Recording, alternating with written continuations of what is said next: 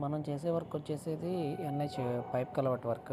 దీంట్లో PC complete అయ్యి first lift head wall వేసాము. ప్లస్ మనం పైప్ లేయింగ్ కూడా కంప్లీట్ అయింది. ఫర్దర్గా హెడ్ వాల్స్ ఫైనల్ చేసేది ఉంది. నెక్స్ట్ వీడియోలో చూద్దాం.